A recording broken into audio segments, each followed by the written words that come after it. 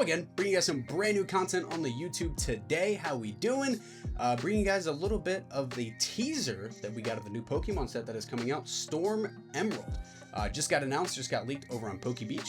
So we're going to dive into it and kind of take a look at some of the cards that have been shown so far and kind of teased.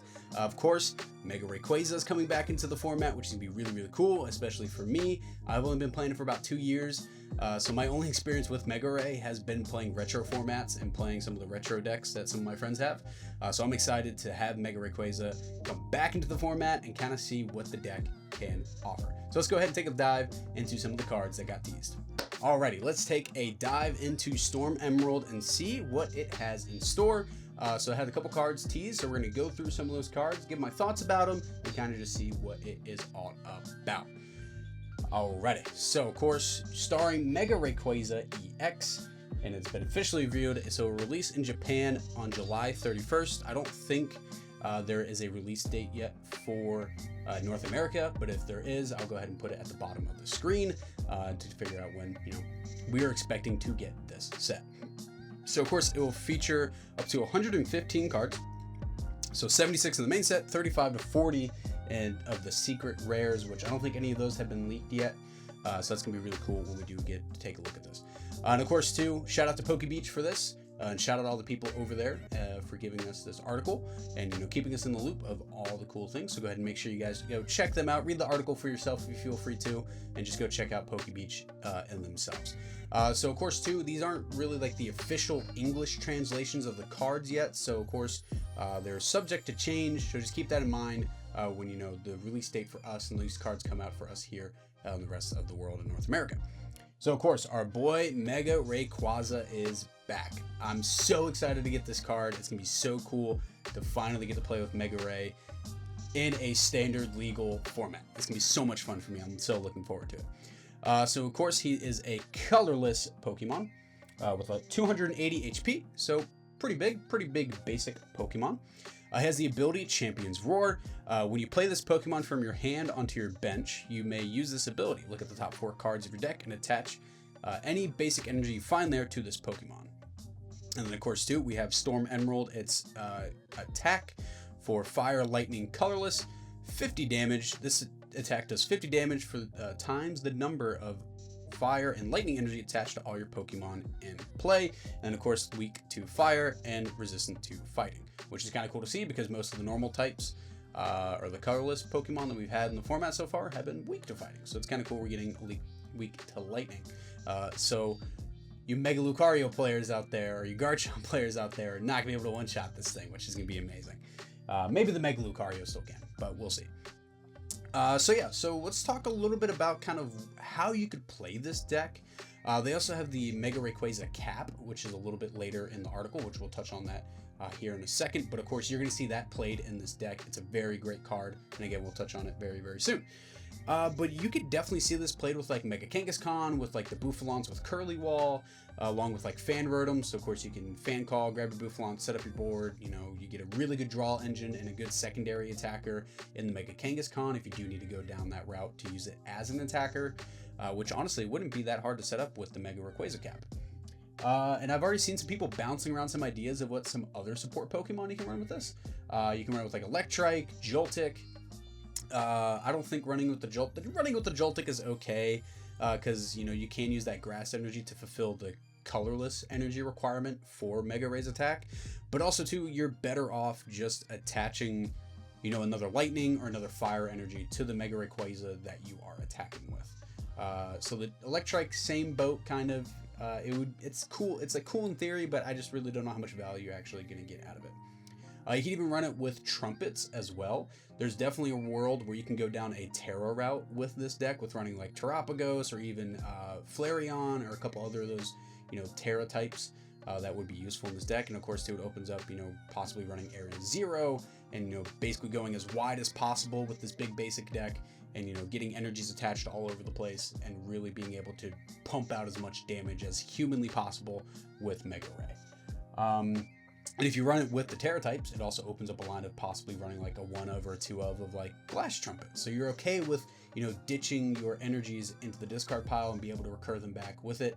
And of course, too, we definitely might see like Energy Retrieval or Energy Recycler also played in this deck as well.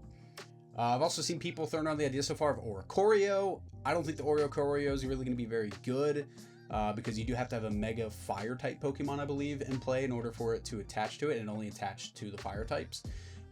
So again, in a world where you run like Mega Pyroar or something like that, you know, it does open up a world where you do have a second attacker, and you are fulfilling that requirement of getting that 50 additional damage from the Mega Ray. But I just don't think it's really worth running the Oricorio. Another one I've seen is people can also run Mega Autono, which a lot of people probably don't know about this card. It kind of went a little under the radar with Ascendant Heroes. But, you know, flip a coin for each heads. You flip it 3 times. You know, you attach, search your deck for 2 basic energy cards and attach them to Pokemon any way you like. And of course, it does have a secondary attack where it does 80 more damage for each energy attached to your opponent's active Pokemon. So that's even a possibility too, is that Mega Autono. And again, too, it's a colorless Pokemon, so it can kind of tie back into Legendary Summit, the new stadium coming out, which we'll touch in here in a second. Then possible A-specs you can run. My friends and I have already thrown around the idea of maybe like Treasure Tracker, Secret Box, Precious Trolley. The Treasure Tracker allows you to grab, I believe, 4 or 5 tool cards out of your deck into your hand, which can synergize really well with the Mega Rayquaza cap, which, you know, because there's not a lot of really good Pokemon tool search in the format right now, other than that, Secret Box and Petrol. So it kind of opens up a line of going like Petrol for Treasure Tracker for your Mega Rayquaza caps and stuff like that. And of course, too, Trolley really good because you can just go as wide as possible off your first turn and just get your board completely set up. But again, you only read Mega Rayquaza's ability if you play him from your hand. So of course, like Ultra Ball, cards like that. And of course, Secret Box be able to set up Legendary Summon, a bunch of other cards and stuff like that too.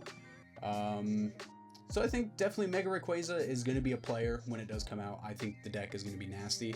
Again, because if you can really get it set up and get all your energies established on board, you're going to be able to pretty much one-shot anything and everything in the format, and the deck is going to be very, very good. Very, very good, in my opinion. So moving on to the next Pokemon that got teased is Talonflame EX. So you got the Fletchling, Fletchender, and the Talonflame EX out of it.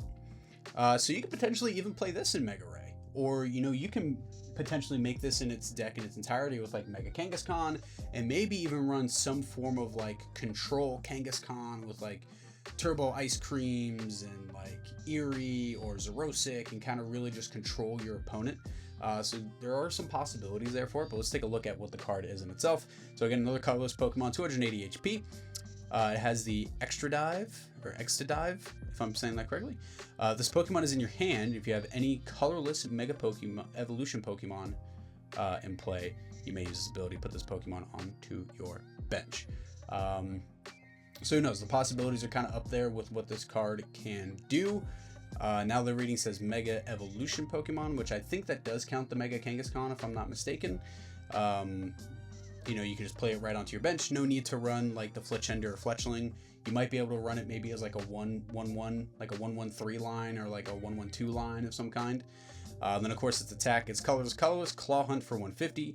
You may search your deck for up to 2 cards, put them in your hand, and shuffle. And again, weak to lightning, resistant to fighting. It's definitely an interesting card.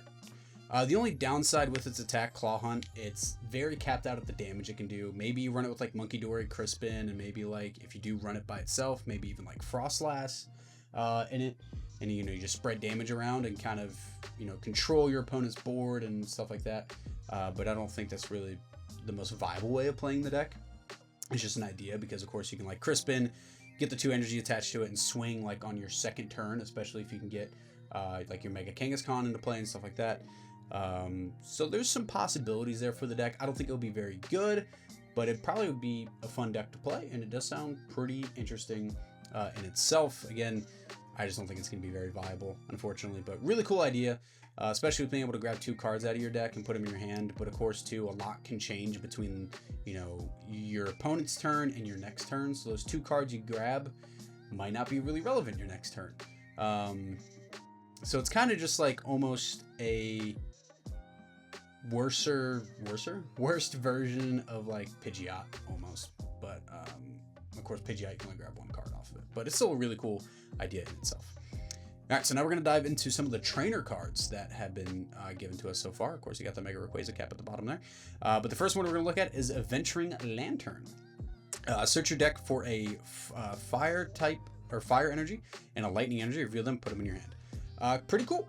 We're getting some energy search back in the format because really the only energy search that we have, if I'm correct, is energy search. That's it. We don't have any really other good viable energy search in the format because, of course, last rotation we lost Earthen Vessel, which was a staple in almost pretty much every single deck in the format. Of course, the only downside with Adventuring Lantern is you are limited to grabbing only a fire and a lightning basic energy, which is kind of meh. So only really a good handful of decks are really going to see a lot of utility out of this. Of course, Mega Rayquaza is going to see some good utility out of it, potentially. If you run like Tank Kangaskhan, like I talked about a little bit earlier, you could run this and that and be able to, get those energies out. But other than that, if you're not running fire or lightning type Pokemon, this card's not really going to be very good. So I think it's really only going to see play in Mega Ray, but even then, the card in itself really isn't too great because you want to try to keep those energies like in your deck as much as possible. For the next card we're going to talk about, like the card Mega Rayquaza cap, or even Rayquaza's ability as well. So this card's going to be good, though. This cap is going to be amazing, in my opinion. I think we're going to see this not only played in Mega Ray, but I think we're going to also see this played in potentially a lot of other decks, too, that can utilize this. Such as, again, I keep circling back to it. I think I just have Tank Kangaskhan just on my mind and I want to play the deck again. But, like, you can play it in that. There's a lot of decks you can possibly play the Mega Ray cap in. But, of course, you have the Attack Delta gift for a colorless energy. For each of your Pokemon in play that has Mega Rayquaza cap attached to it, search your deck for a basic energy, attach it to that Pokemon, shuffle your deck. Again, this is really good. We're getting basically a better limited version of Turbo Energizer, because again, Turbo Energizer, we lost that last rotation. The only limitation obviously with the Mega Ray cap is not being able to search it out, because again, if you only can get one attached, you're not really getting the full use out of it. You can be very limited on if you can get all your Mega Ray caps out. That's why I talked about Treasure Hunter or Treasure Tracker a little bit earlier. Was that card's gonna be really good because it's gonna allow you to grab all your Mega Ray caps out at one time, and you may maybe potentially even go second and be able to pull it off if you're able to hit like a Petrol into the Treasure Tracker into your Mega Rayquaza caps. But of course, you kind of need some pieces in order to do that. But again, you have like Mega Kangaskhan for your draw support and a bunch of other cards too that could potentially get you there. But if you can't hit it, of course, you're very limited on, if you don't get your caps out, you're not getting a lot of good use out of the card. So that's really the only limitation on it. But again, if you can find a really consistent way of getting all your caps out, I think this deck or this card is going to be very, very good, and it's going to see a decent amount of play. So then we'll move on to our next card, our next two trainers. So we have Xena's Trust. So switch your active Pokemon with one of your bench Pokemon. If you do, move one energy from your previous active Pokemon to your new active Pokemon. I just don't think this card's going to be very good. There might be a world where you run it as like a one of, but even then, like Yveltal, like Clutch Lock isn't really prevalent right now. There's probably maybe some Enzoroark decks that are running Yveltal, and that's really about it. And you're better off running like Switch plus E-Switch instead of playing your supporter for turn for Zanas. Like, I just don't think that the card is going to be very good. Again, there might be some situations like once in a blue moon where it comes up where having this card might be useful, but the only really thing I can think about that is like if you're getting clutch locked and you're like not able to attack with the Pokemon that's in the active for some reason. Again, you're better off just running Switchy Switch. MC type, draw 2 cards. If your opponent has 3 or less prize cards remaining, draw 2 more. Bad. Just straight up bad. Drawing 2 cards off a supporter has never really been good, especially in today's world with Pokemon and where it's at, because you have so many better draw supporters you can play on your turn, like Lily's Determination, Judge, Harlequin, insert better draw supporter here. And also too, banking on your opponent having 3 or less prize cards in order to draw 4 cards. Just bad. Don't play this card. Even if you get in your build and battle kits, don't play this card. It's just not going to be good. All right, moving on to our last card that we will talk about in the video, Legendary Summit. So it does say it a little bit at the end of the article. So this is the first time since, I believe, the Heart Gold Soul Silver era that we're getting a split stadium card like this. So that's really cool, especially for me, where I haven't been really in the TCG for super long. It's cool to see that they're bringing back some of these old mechanics and some of these older iterations of Pokemon and item cards and kind of revitalizing them, such with Mega Rayquaza and Legendary Summit. We're bringing back the mechanic of having the split stadiums and so on and so forth. So we will read what the card does here. You can only put this card into play from your hand with the other half of Legendary Summit, and it counts as 1 stadium whilst in play. So you have to have both splits or both sides of the card in order to put it into play. When knocked out by damage from an opponent's attack, both players' colorless Pokemon give up 1 less prize card. So again, like I said earlier, this will be seen played in Mega Rayquaza.